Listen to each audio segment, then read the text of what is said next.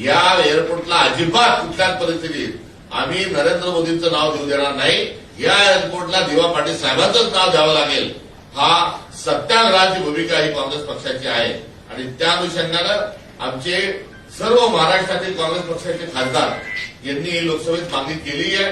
पुढच्या आठवड्यामध्ये हे औचित्याच्या माध्यमातून किंवा शून्य काळामध्ये ही मागणी लोकसभेमध्ये हे उचलतील. तशाच स्वरूपामध्ये राज्यसभेमध्ये देखील ही मागणी आम्ही केंद्र सरकार पातळीवर लावून धरणार आहोत.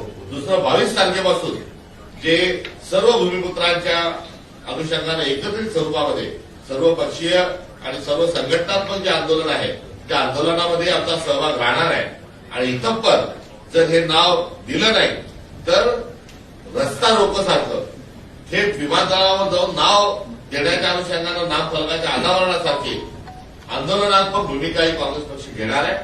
हे आज या निमित्तानं आम्ही सांगत असताना याचा सुतवाच करत असताना जे आश्वासन देवेंद्र फडणवीसांनी दिलंय, देवेंद्र फडणवीसांनी वारंवार सांगितलं की दिवा पाटील साहेबांचं नाव देऊ आणि मग देऊ सांगता तुम्ही देत का नाही आणि ते सांगतात तसं करत नाही. त्यामुळे देवेंद्र फडणवीस हे गजनी आहेत. जे बोलले ते त्यांच्या लक्षात राहत नाही. त्यांनी सांगितलं की दिवा पाटील साहेबांचं नाव देऊ, अहो देत का नाही. तर देवेंद्र फडणवीस हे गजनी आहेत.